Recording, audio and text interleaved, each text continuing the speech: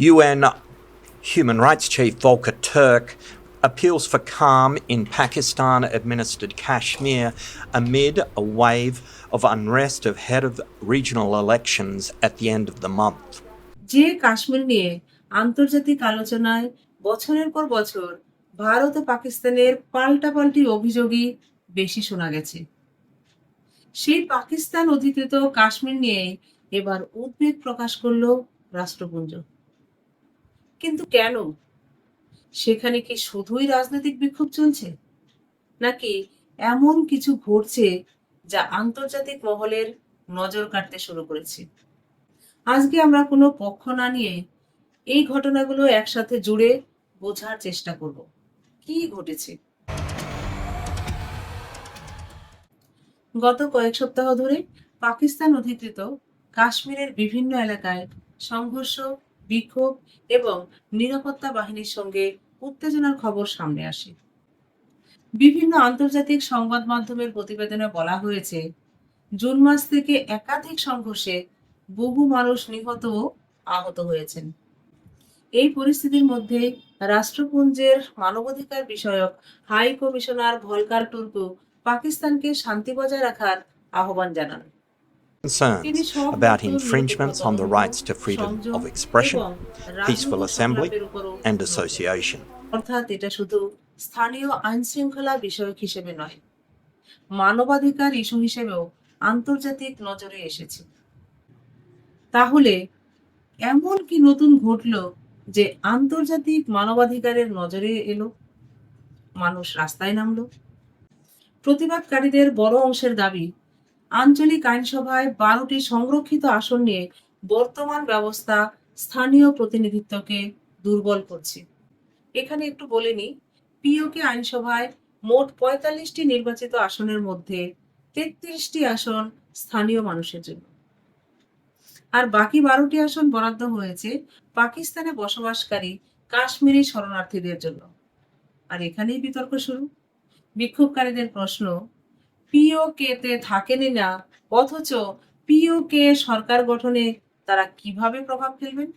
পাকিস্তানি সরকার বলছেন এই 12টি আসন সংবিধান সুরক্ষিত, এগুলি বাতিল করা অসম্ভব। এই ইস্যুকে ঘিরে দীর্ঘদিনের অসন্তোষ আরো তীব্র হয়েছে।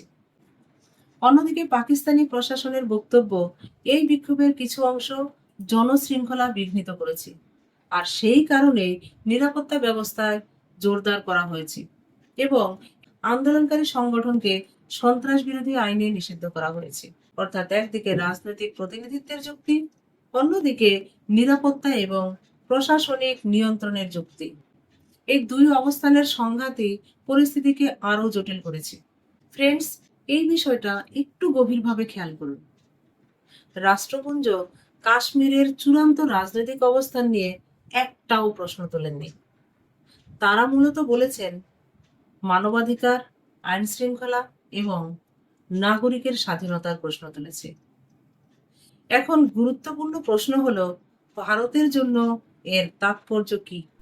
দেখুন, ভারত দীর্ঘদিন ধরে দাবি করে আসছে পিওকে ভারতের একটি অবিচ্ছেদ্য অংশ, যা পাকিস্তান জোর করে দখল করে আছে, এবং পিওকে তে গণতান্ত্রিক অধিকার, উন্নয়ন এবং প্রশাসনিক স্বচ্ছতা নিয়ে সমস্যা রয়েছে।